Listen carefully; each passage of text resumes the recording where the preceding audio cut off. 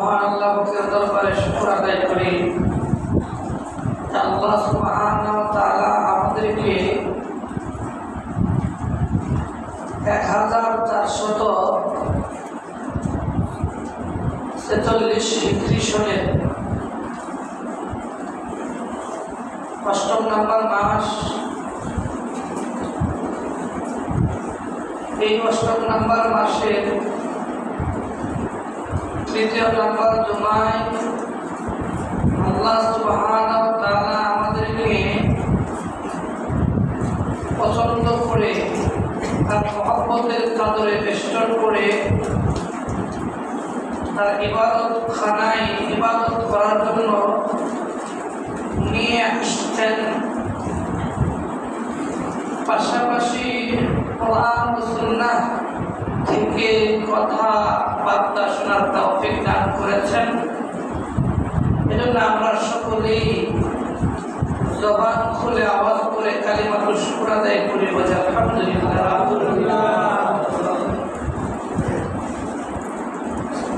প্রিয় হাজরিন, আমরা আলোচনা শুনেছি শাবান মাস সম্পর্কে। শাবান মাসের মধ্যে একটি রাত্র আছে যেটা আমাদের এই উপমহাদেশে প্রসিদ্ধি লাভ করেছে শবে বরাত সম্পর্কে। শবে বরাত কোরআন হাদিসে আছে কিনা, শবে বরাতের ফজিলত, আমল এবং বর্জনীয় সম্পর্কে আলোচনা শুনেছি। মুহতারাম হাজরিন, আজকে আমরা আলোচনা শুনব 4টি বিষয়ে। 1 নম্বর বিষয় হচ্ছে রোজা কাকে বলে।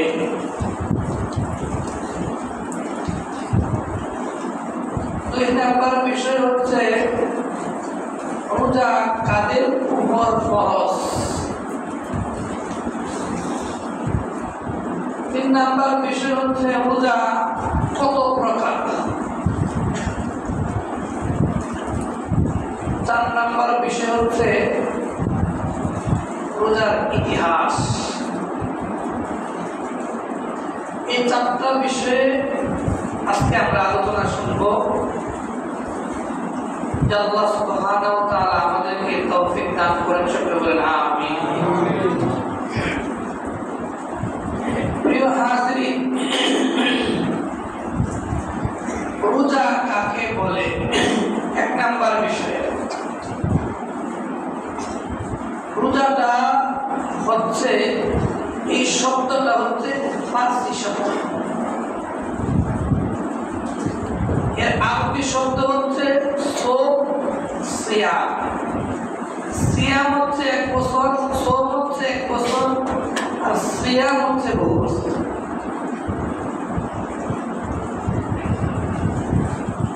এই সোম এর অর্থ হচ্ছে বিরত থাকা, সংযত থাকা, নিজেকে নিয়ন্ত্রণ করা, আত্মসংযম ইত্যাদি ইত্যাদি।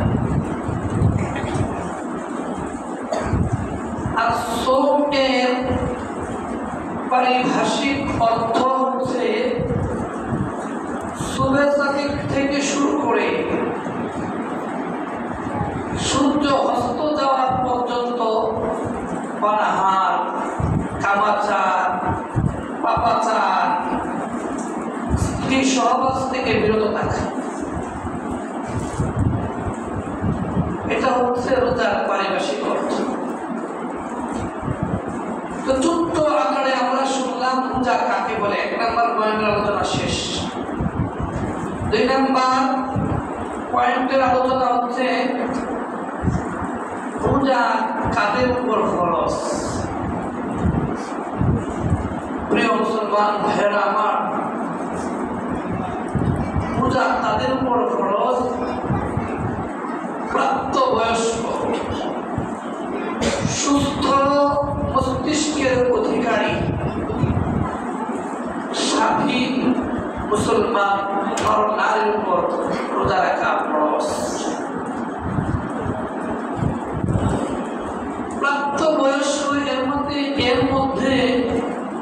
বালিগের উপর রোজা রাখা ফরজ না। এই জায়গায় একটু কথা আছে। কথাটা হচ্ছে এই, আল্লাহ রাসূল সাল্লাল্লাহু আলাইহি সাল্লাম বলেন, যারা বালেগ হয় নাই, 7 বছর বয়স, তাদেরকে নামাজ এবং রোজা রাখা উৎসাহিত করো। সুবহানাল্লাহ। এটা হচ্ছে পিতা মাতার দায়িত্ব। উৎসাহিত করো, সাহস দাও। কিভাবে দিবা? আল্লাহ রাসূল সাল্লাল্লাহু আলাইহি সাল্লাম এক হাদিসের মধ্যে বলেন, মান সামা ইয়াওমান ফি সাবিলিল্লাহ।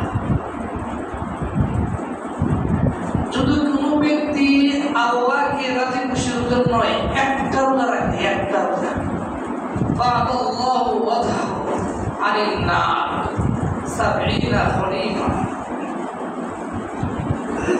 আল্লাহ সুবহানাহু ওয়া তাআলা এই ব্যক্তির প্রতি রাজি খুশি হইয়া জাহান্নামটাকে 70 বছর রাস্তা দূরে সরায় রাখবে। সুবহানাল্লাহ। তোমার মাসলে বলে সুবহানাল্লাহ। 70 বছর রাস্তা দূরে সরায় রাখবে। যদি 7 বছর বয়স হয়, তাকে রোজা রাখা উৎসাহিত করো। 10 বছর বয়স হইলে রোজা না রাখলে তাকে প্রহার করো। আর আমাদের বর্তমান সমাজে হয়ে গেছে উল্টো। আমরা এত মায়া মহব্বত দেখাই, শরীয়তের বিধানের ক্ষেত্রে আমরা হয়ে যাই দরদি, মায়াবী। আমরা এই সন্তানের, ছেলে মেয়েদের ভবিষ্যৎ দুনিয়া তো নষ্ট করছি, আখিরাত তো নষ্ট করছি, ঠিক না ঠিক? এজন্য 7-10 বছর বয়সে তোমরা উৎসাহিত। প্রাপ্ত অপ্রাপ্ত বয়সের উপর রোজা ফরজ না মানলাম, কিন্তু এই প্রশিক্ষণ, এই ট্রেনিং তুমি দাও, যাতে ফরজের বেলা এসে পুঙ্খানুপুঙ্খানুভাবে রোজা রাখতে পারে। অসুস্থর উপর রোজা রাখা ফরজ না। কিরকম অসুস্থ, এটা ব্যাখ্যা বিশ্লেষণে জেনে নেবেন আলেমদের কাছ থেকে। তো লম্বা সময় এখানে নাই। এবং স্বাধীন না হলে তাদের উপর রোজা ফরজ। প্রিয় হাজরিন, রোজা রাখলে আল্লাহ বলেন, আমি তোমাকে তাকওয়া তোমার বেড়ে যাবে। রোজা কাদের উপর ফরজ? 2 নাম্বার পয়েন্টের আলোচনা শুনলাম। 3 নাম্বার পয়েন্টে আসে। 3 নাম্বার পয়েন্ট হলো রোজা কত প্রকার। রোজা 7 প্রকার। 1 নাম্বার প্রকার যে ফরজ রোজা। এই যে আমাদের সামনে হাত চালিয়ে দিয়ে আমাদেরকে ডাকছে, আপনার প্রস্তুতি নাও, প্রস্তুতি নাও, আমি ফরজ রোজা এসে যাচ্ছি। এই রোজাতে আসাতে খুশি না বেজা? খুশি। সুবহানাল্লাহ।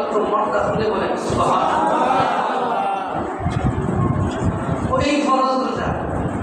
2 নাম্বার প্রকার হচ্ছে ওয়াজিব রোজা। ওয়াজিব রোজা কেমন?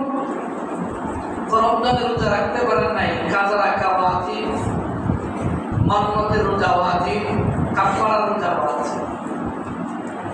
এখন আসুন 3 নাম্বার প্রকার সুন্নত রোজা। সুন্নত রোজা হচ্ছে মুহররম মাসের 9-10 তারিখ, 10-11 তারিখের রোজা, আইয়ামে বীজের রোজা। এখন আসুন নফল রোজা। এর আগে বলে বেলায় 4 নম্বরে মুস্তাহাব রোজা।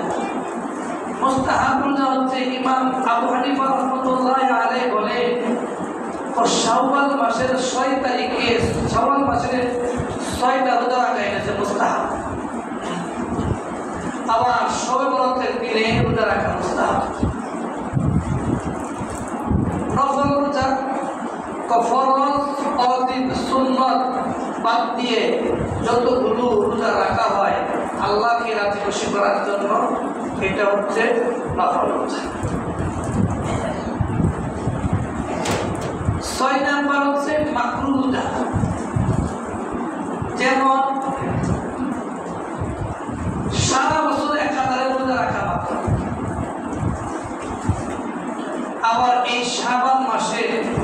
28, 29, 30 তারিখে রোজা রাখা হারাম রোজা।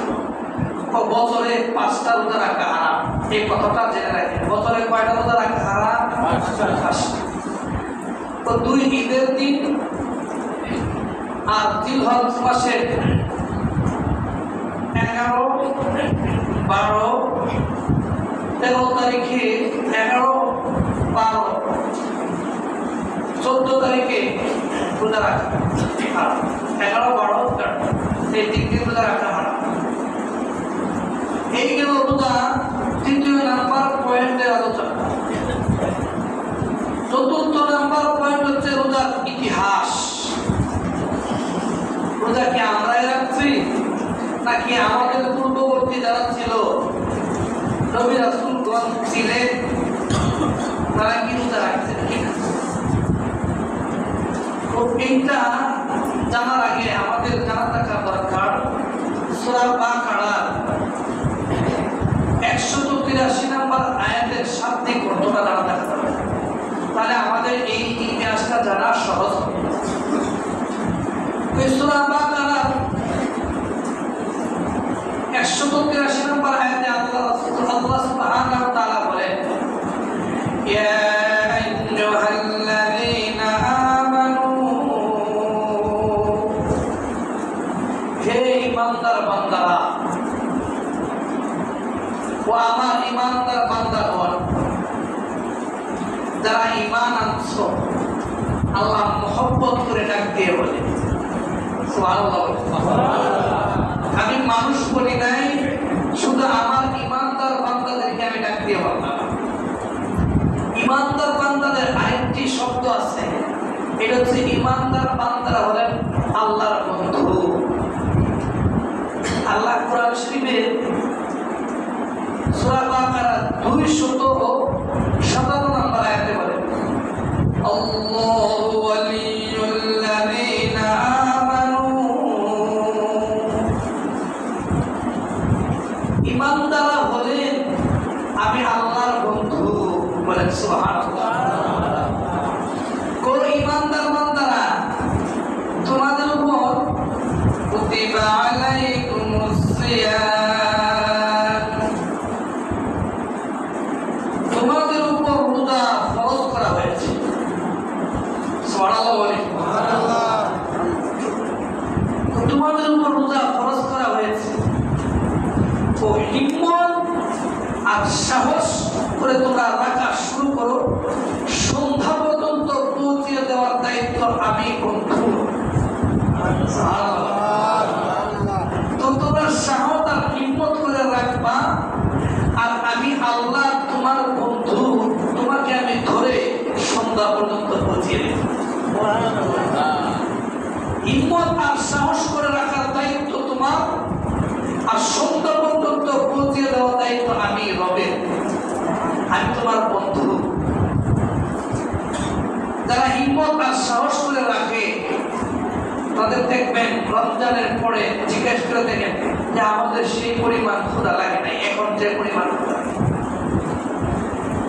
ওই মুসলিমটা এই সাহায্যটা যদি তুমি পেতে চাও, হিম্মত আর সাহস করে রোজা রেখে তোমাদের উপর রোজা ফরজ করা হয়েছে। কিভাবে ফরজ করা হয়েছে এই আলোচনা আজকে হবে না, এই আলোচনা হবে কত তোমার ইনশাআল্লাহ। এরপরে শব্দ বলেন কামা কুতিবা আলাল্লাযীনা মিন ক্বাবলিকুম, তোমরা এই রোজার একটা কষ্টসাধ্য বিষয়, কষ্টকর বিষয়, এতে তোমরা ঘাবড়ে যাবে। তোমরা এতে কষ্ট পাবা না, কারণ রোজা ফরজ করা হয়েছিল পূর্ববর্তী নবী রাসূলগণের মধ্যে, তাদের উপর রোজা ফরজ ছিল। এই কথাটা বলে আল্লাহ সুবহানাহু ওয়া তাআলা আমাদেরকে আরো সাহস দিচ্ছেন। কেমন দিচ্ছেন? মনে করুন যে একটা ছেলে লেখাপড়া করে না, তার বাপ ডাক্তার, মা ডাক্তার, ভাই ডাক্তার, বোন ডাক্তার, তখন তাকে বলে না যে আমাদের এই গোষ্ঠীর মধ্যে 4 জন ডাক্তার, তো তোরও ডাক্তার হতে হবে, তুই ভয় পাসনি। বলে কি বলে না? আল্লাহ বলেন, ও আমার উম্মতে মুহাম্মাদিরা, তোমরাও কষ্ট পাও না, ভয় পাও না, কারণ এই রোজা পূর্ববর্তী লোকদের উপরও ফরজ ছিল। তোমরা সাহস আর হিম্মত করে রাখো। বলেন সুবহানাল্লাহ। সাহস আর হিম্মত করে রাখো, তোমাদের পারতে হবে। তারা পারলে তোমরা পারবে না কেন? আর এই রোজা যদি রাখো, তোমাদের কি অর্জন হবে? লাআল্লাকুম তাত্তাকুন, তোমাদের তাকওয়া অর্জন হবে। তাকওয়া কিভাবে অর্জন হবে এটাও আজকে আলোচনা করব। আমাদের আলোচনার বিষয় হচ্ছে কামা কুতিবা আলাল্লাযিনা মিন ক্বাবলিকুম, পূর্ববর্তী লোকদের উপর রোজা ফরজ করা হয়েছে। পূর্ববর্তী লোকদের কিভাবে ফরজ করা হয়েছিল এই ইতিহাসটারই আলোচনা আছে। তো এই আয়াতের ব্যাখ্যায় কামা কুতিবা আলাল্লাযিনা মিন ক্বাবলিকুম, এই আয়াতের ব্যাখ্যায় আল্লামা জালালউদ্দিন সুয়ুতী রাহমাতুল্লাহি আলাইহি তিনি বলেন যে এই আয়াতের ব্যাখ্যায় তিনি বলেন যে রোজা আদম আলাইহিস সালামের উপর ফরজ হয়েছে। আদম আলাইহিস সালাম রোজা রেখেছেন। কিভাবে রেখেছেন? আল্লাহ সুবহানাহু ওয়া তাআলা তাকে যখন বলেন ওয়ালা তাকরাবা হাদিহিস শাজারাতা, তোমরা ওই গাছের কাছেও যাইবা না এবং এই গাছের ফলও খাইবা না। শয়তান তাদেরকে ফুসলিয়ে ভুলভাল বুঝিয়ে এই গাছের ফল খাওয়ানোর পরে আল্লাহ সুবহানাহু ওয়া তাআলা এই দুজনকে জান্নাত থেকে দুনিয়াতে নামিয়ে দিলেন। নামিয়ে দেওয়ার পর অসহায় হয়ে গেল। তারা ছিলেন জান্নাতে, নামিয়ে আসছেন দুনিয়াতে, তখন কি কথা বলবেন? আল্লাহর কাছ থেকে কয়েকটা শব্দ শিখলেন। এই কথাগুলো কোরআন শরীফে সূরা বাকারা 37 নম্বর আয়াত আসছে। ফাতালাক্কা আদামু মির রাব্বিহি কালিমাত, আদম আলাইহিস সালাম তার রবের কাছ থেকে কয়েকটি শব্দ শিখে নিল। কয়েকটি শব্দ, কিরকম শব্দ? এই শব্দগুলো তিনি শিখে নিলেন। শব্দগুলো আসছে অন্য সূরায়, অন্য আয়াতে। ওই সূরাটা হচ্ছে সূরা আ'রাফ এর 23 নম্বর আয়াতে আসছে। তিনি এই শব্দগুলো তার রবের কাছ থেকে শিখে নিয়েছেন। শব্দগুলো হচ্ছে রব্বানা যালামনা আনফুসানা ওয়া ইল্লাম তাগফির লানা ওয়া তারহামনা লানাকুনান্না মিনাল খাসিরিন। এই শব্দগুলো তার রবের কাছ থেকে শিখেছে, শিক্ষা দেওয়া করছে। দোয়া করার পরে এই অর্থ হচ্ছে রব্বানা যালামনা আনফুসানা, হে আমাদের প্রভু, আমরা নিজেদের উপর জুলুম করেছি, আমরা গুনাহ করেছি। ওয়া ইল্লাম তাগফির লানা, তুমি যদি আমাদেরকে মাফ না করো, ক্ষমা না করো, ক্ষমা করলেই হবে না, ওয়ারহামনা, তুমি যদি আমাদের উপর রহমত নাযিল না করো, তাহলে আমরা তো ক্ষতিগ্রস্ত হয়ে যেত। এই কথা বলার পরে আল্লাহ বলেন ফাতাবা আলাইহি, সুবহানাল্লাহ বলেন। ওই আদমের তওবা আমি কবুল করে নিলাম। তো এই উম্মতে মুহাম্মাদীদের জন্য এই আয়াতগুলো গুনাহ হিসাবে দিয়ে দিলাম। তারা যদি গুনাহ করে আর দোয়া করে, তাদের গুনাহ আমি মাফ করে দেব। এই দোয়াটা কত বড় দোয়া, এজন্য আমরা এই দোয়াটা শিখে নেব ইনশাআল্লাহ। তো এই দোয়া করার পর আমি তাদেরকে মাফ করে দিলাম। ফাতাবা আলাইহি ইন্নাহু হুয়াত তাওয়াবুর রহিম, আমি আল্লাহ সুবহানাহু ওয়া তাআলা তওবা কবুলকারী দয়ালু। আল্লাহু আকবার। ওই যে মাফ করে দিছে, মাফ করে দেওয়ার পরে আদম আলাইহিস সালাম, হাওয়া আলাইহিস সালাম তারা প্রত্যেক মাসে 3 দিন রোজা রাখতেন। 13, 14, 15 তারিখে রোজা রাখতেন। রোজা আমরা আদম আলাইহিস সালামের জামানায় পাই না, এখন আসলে নূহ আলাইহিস সালামের জামানায়। নূহ আলাইহিস সালাম তার উম্মতকে 950 বছর দিনের দাওয়াত দিয়েছে। দাওয়াত দেওয়ার পর হাতে গোনা কয়েকজন ধর্ম তার দাওয়াত গ্রহণ করছে 80 জন, 80 মাত্র। এর মানে বোঝা যাচ্ছে ওয়াজ নসিহত করলে সবার ভালো লাগবে, সবাই শুনবে, এ দ্বারা বোঝাচ্ছে।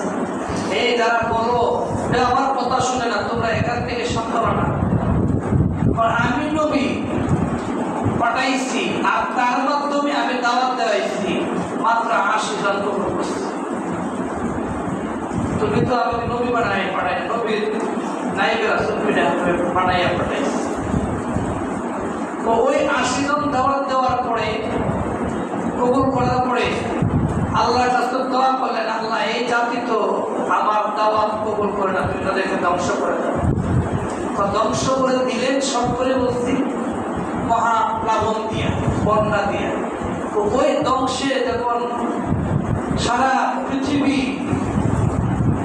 বন্যার পানিতে ভাসমান, তখন নূহ আলাইহিস সালামের নৌকা ভাসতে ভাসতে ভাসতে ভাসতে যদি নামক পাহাড়ে গিয়ে লাগছে। এরপর তিনি ওই পাহাড়ের জমিনে পা রাখলেন। এই শুকরিয়াটা তিনি যে পাহাড়ের লাগছেন, জমিনে পা রাখতে পারছেন, এই শুকরিয়াটা তিনি রোজা রাখছেন কতদিন? সারা বছর 2 দিন পাচ্ছে। সাওমা নূহ দাওয়াত, নূহ আলাইহিস সালাম রোজা রাখছেন সারা বছর, ইল্লা ইয়াউমাল ফিতরি আও ইয়াউমাল আযহা। ঈদুল ফিতর আর ঈদুল আযহা বাদ দিয়ে নূহ আলাইহিস সালাম সারা বছর রোজা রাখছেন। রোজা আমরা আদম আলাইহিস সালামের জামানায় পাইলাম, নূহ আলাইহিস সালামের জামানায় পাইলাম, ইব্রাহিম আলাইহিস সালামও রোজা রাখছেন প্রত্যেক মাসে 3 দিন, 13, 14, 15, যেটাকে আমরা আইএমএ 20 বলি। এরপরে আসুন দাউদ আলাইহিস সালামের, ওই হাদিসটা আসছে বুখারী শরীফের 3420 নম্বর হাদিস। ওই হাদিসের মধ্যে আব্দুল্লাহ ইবনে আমর ইবনে আস রাদিয়াল্লাহু তাআলা তিনি বলেন যে আল্লাহ রাসূল সাল্লাল্লাহু আলাইহি ওয়াসাল্লাম আমাদেরকে বলেন যে আল্লাহর কাছে পছন্দনীয় রোজা হচ্ছে দাউদ আলাইহিস সালামের। সুবহানাল্লাহ। দাউদ আলাইহিস সালাম একদিন পর পর রোজা রাখতেন, বছরে 6 মাস রোজা রাখতেন আর 6 মাস রোজা রাখতেন।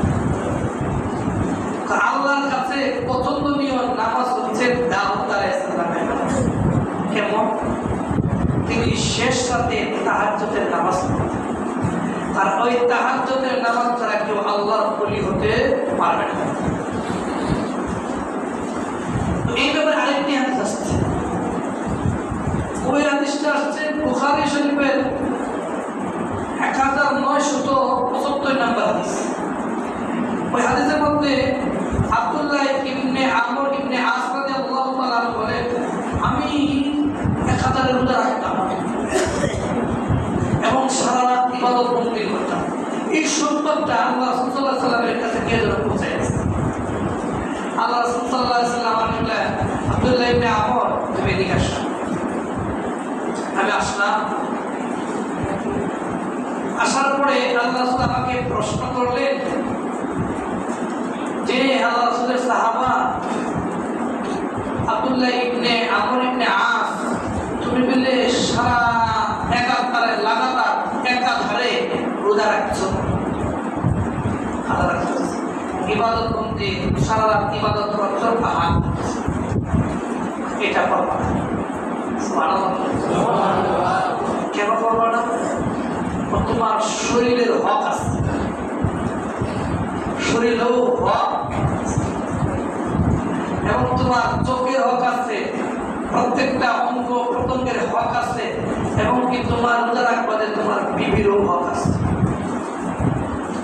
এবং মেহমানেরও হক আছে। তুমি খালি রোজা রাখবা, তোমার এখানে আসবা হিসেবে তুমি মেহমানের সাথে খানা খাও না, কারণ আর আশাই বন্ধ হয়ে যাবে। তো মেহমানদারির হক আছে। আমি কিভাবে রোজা রাখি? তুমি প্রত্যেক মাসে 3টা রোজা রাখবে, 13, 14, 15 এই 3টা রোজা তুমি রাখবে। তাহলে এটা তো সহজ, আর কঠিন বলতে কঠিন। তাহলে তুমি দাউদ আলাইহিস সালামের রোজা রাখবে, একদিন বাদ দেবে। কতক্ষণ আমি এইভাবে রাখলাম, একটা পর্যায়ে গিয়ে যখন আমার মৃত্যু বয়স হইল তখন আমি রাসূলের কথাটা স্মরণ করলাম। তখন দেখি আমার শক্তি সেই পরিমাণ নাই। যদি রাসূলের কথাটা শুনতাম তাহলে আরো বেশি ভালো হতো। শুনছি কিন্তু প্রথম কথাটা শোনা দরকার। প্রিয় হাজরিন, আল্লাহ রাসূল যা বলে এটার মধ্যেই করলাম, সুন্নতের মধ্যেই আল্লাহ। ঠিক না? ঠিক কথা। দাউদ আলাইহিস সালামের সময়ও রোজা রাখছে। এখন আসুন মুসা আলাইহিস সালাম, ওই হাদিস আসছে মুসা আলাইহিস সালাম রোজা রাখছে। কিভাবে? ওই হাদিস আসছে বুখারী শরীফের 2004 নম্বর হাদিস। আব্দুল্লাহ ইবনে আব্বাস রাদিয়াল্লাহু তাআলা তিনি বলেন যে আল্লাহ রাসূল সাল্লাল্লাহু আলাইহি ওয়াসাল্লাম হিজরত করে মক্কা থেকে মদিনায় গেলেন। মদিনায় যাওয়ার পরে মদিনার ইহুদিদেরকে দেখলেন তারা রোজা রাখছে, আশুরার 10 তারিখে রোজা রাখছে। আল্লাহ রাসূল সাল্লাল্লাহু আলাইহি ওয়াসাল্লাম ইহুদিদেরকে প্রশ্ন করলেন, তোমরা রোজা রাখো কেন? আমরা রোজা রাখি ওই দিনে আশুরার 10 তারিখে মুসা আলাইহিস সালাম এবং তার দলবল ফেরাউন এর দলবলের কবল থেকে মুক্তি পেয়েছে। আর ফেরাউনকে আল্লাহ সুবহানাহু ওয়া তাআলা সাগরের মধ্যে ডুবিয়ে মারছে। এই যে মুসা আলাইহিস সালামকে মুক্তি দিয়েছিল, নাজাত দিয়েছিল, এই জন্য আমরা শুকরিয়া তার। মুসা আলাইহিস সালাম রোজা রাখছে, এজন্য আমরা রোজা রাখি। আল্লাহ রাসূল বললেন, আনা আহাব্বু মুসা মিনকুম, তো রোজা রাখার হকদার মুসা তো আমার ভাই, তোমাদের থেকে তো আমি বেশি হকদার রোজা রাখার। তো তিনি রোজা রাখলেন, ফাসামাহু, তিনি রোজা রাখলেন, ওয়া আমারা বিসিয়ামিহি, এবং সবাইকে রোজা রাখার নির্দেশ দিলেন। বলেন সুবহানাল্লাহ। 8 দিন একটা রোজা রাখার নির্দেশ দেন, আগে পরে একটা এক করে 2টা রোজা রাখার নির্দেশ দিলেন। এই ব্যাপারে আরেকটি হাদিস আছে বুখারী শরীফের 3831 নম্বর হাদিস। ওই হাদিসের মধ্যে আম্মা জান আয়েশা রাদিয়াল্লাহু তাআলা আনহা বলেন যে আল্লাহ রাসূল সাল্লাল্লাহু আলাইহি ওয়াসাল্লাম হিজরত করে মদিনায় গেলেন, গিয়ে দেখলেন তারা রোজা রাখতেছে। ইহুদিরা কেন রাখলেন এই প্রশ্ন দিলেন। তখন তিনিও রোজা রাখলেন এবং সাহাবায়ে কেরামদেরকে রোজা রাখার নির্দেশ দিলেন। সুবহানাল্লাহ। তাহলে আমরা আদম আলাইহিস সালামের জামানায় রোজা পাইছি, নূহ আলাইহিস সালামের জামানায় পাইলাম, ইব্রাহিম আলাইহিস সালাম রাখছে, দাউদ আলাইহিস সালাম, মুসা আলাইহিস সালাম। এখন আসুন কোরআন শরীফেও যে রোজা রাখছে এটার কথা আছে। সুবহানাল্লাহ। আস্তে বলবেন সুবহানাল্লাহ। মরিয়ম আলাইহিস সালাম বাপ ছাড়া সন্তান দিয়েছে। সুবহানাল্লাহ। আমি চিন্তা করি এই কথাগুলো যদি আল্লাহ সুবহানাহু ওয়া তাআলা এই কোরআন শরীফে না বলে হাদিসের মধ্যে আসতো, মানে অনেক নানান কথা বাপ ছাড়া সন্তান হওয়া। আল্লাহ ভাই আমি দেখা দিলাম আমি সব ঠিক না? বাপ ছাড়া যখন সন্তান হলে সন্তানের নাম হচ্ছে ঈসা আলাইহিস সালাম। সন্তান হওয়ার পরে তিনি মানুষটাকে নানান প্রশ্ন করবে, তখন আল্লাহ সুবহানাহু ওয়া তাআলা তাকে কৌশল শিখিয়ে দেন। কি কৌশল? এই আয়াতটা আসছে সূরা মারিয়ামের 26 নম্বর আয়াত। তোমাকে যখন প্রশ্ন করবে এই সন্তান প্রত্যেক আসছে, তুমি বলবা ফাকুলি ইন্নী নাযারতু লির-রাহমানি সাওমা,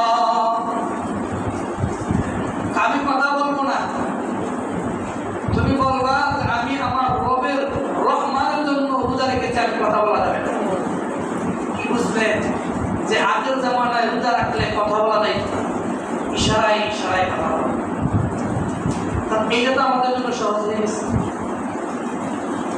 আমরা রোজা রাখলে কথা বলতে পারবো, তো অশ্লীল কথা বেহায়াপনা মোবাইলে ফেসবুকে বলা যাবে? যদি বলেন রোজা কি হয়ে যাবে? ওই অশ্লীল কথা বলা, আমি কথা বলতে পারবো। আগের জামানায় রোজা কত কঠিন ছিল। এরপরে আসেন, শর্ট করে বলছি, এরপরে আসেন ঈসা আলাইহিস সালাম এই ইনজিল কিতাব পাওয়ার 2 মাস আগে একাধারে 2 মাস রোজা রাখছেন। তো এই আয়াতের ব্যাখ্যায় যে ইবনে কাসির রাহমাতুল্লাহি আলাইহি বলেন কামা কুতিবা আলাল্লাযিনা মিন ক্বাবলিকুম, এই আয়াতের ব্যাখ্যায় বলেন রমজান মাসের রোজায় আদম আলাইহিস সালাম থেকে শুরু করে ঈসা আলাইহিস সালাম পর্যন্ত সকল নবীদের উপরে এই রমজান মাসের রোজা ফরজ ছিল।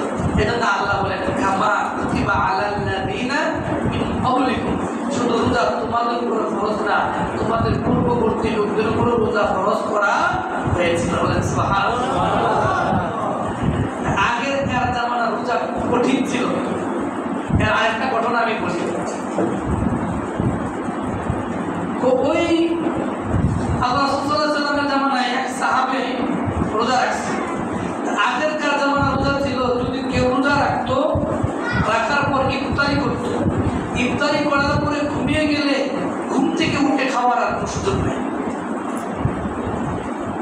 খাবারের আর কোনো সুযোগ নেই। তখন তিনি কি করলেন? এত ক্লান্ত হলেন, সারাদিন রোজা রাখছেন, তিনি না খেয়ে ইফতার করে ঘুমায় গেছেন। তখন আল্লাহ রাসূল সাল্লাল্লাহু আলাইহি ওয়াসাল্লাম জিজ্ঞেস করে দেখলেন যে এই সাহাবা তো অনেক দুর্বল হয়ে গেছে, এদিকে আসেন, তোমার এই অবস্থা কেন? তোমরা আল্লাহ রাসূল, আমি তো ইফতার করে হালকা ইফতার করে এবং খানা না খেয়ে ঘুমিয়ে গেলাম, এত খাবার খেতে পারবে। এই ঘটনাটা শুনে এরপর ইসলামের দ্বিতীয় খলিফা উমর রাদিয়াল্লাহু তাআলা আনহু যে তিনি ইফতার করলেন, পরে ঘুমিয়ে গেলেন। ঘুমিয়ে যাওয়ার পরে এই ঘুমন্ত অবস্থায় স্ত্রী সহবাস করলেন। এটাও কিন্তু একমাত্র ইফতার করার পরে যদি ঘুমিয়ে যান, ঘুমানোর পরে খাওয়াও যাবে না, স্ত্রী সহবাস করবে না, এটা হচ্ছে পূর্বের রোজার নিয়ম। এই ঘটনা যখন ইসলামের দ্বিতীয় খলিফা উমর রাদিয়াল্লাহু তাআলা আনহু করলেন, আর এই ঘটনা নিয়ে গেলেন আল্লাহ রাসূল সাল্লাল্লাহু আলাইহি ওয়াসাল্লামের কাছে, আল্লাহ রাসূল সাল্লাল্লাহু আলাইহি ওয়াসাল্লাম একটু চুপ করে গেলেন। তখন আল্লাহ সুবহানাহু ওয়া তাআলা জিবরাইলের মাধ্যমে সূরা বাকারার 187 নম্বর আয়াতটা নাযিল করে বলে দিলেন যে ইফতার করার পরে সুবহে সাদিক থেকে সন্ধ্যা পর্যন্ত সব যায় বলে সুবহানাল্লাহ।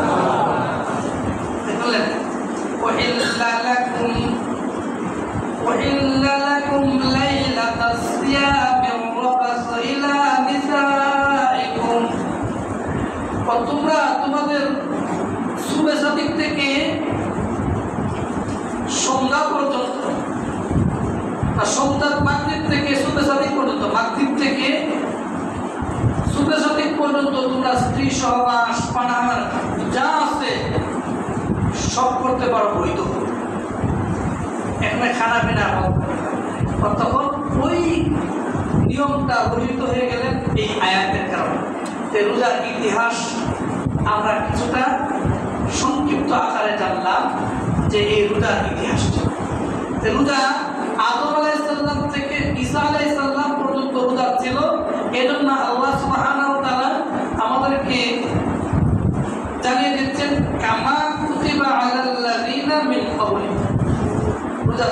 পূর্ববর্তী লোকদের উপরও ফরজ ছিল।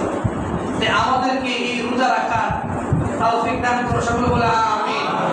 এই আস-সাওমু লি ওয়া আনা আজজি বিহি, আল্লাহ রাসূল বলেন রোজা হচ্ছে আল্লাহর, আর এর প্রতিদান আল্লাহ তার নিজের হয়ে যাবে। রোজা কি ইতিহাস জানলাম, আগামী জুমায় জানবো রোজা কিভাবে ফরজ হয়েছিল এবং রোজা রাখলে তাকওয়া কিভাবে হয় এবং রোজার আগে আল্লাহ রাসূল কি বয়ান করতেন, এই কথাগুলো বলবো। এবং আপনাদের সামনে আমাদের সম্মানিত কমিটি কিছু কথা বলবেন, আমরা ধৈর্য সহকারে শুনি।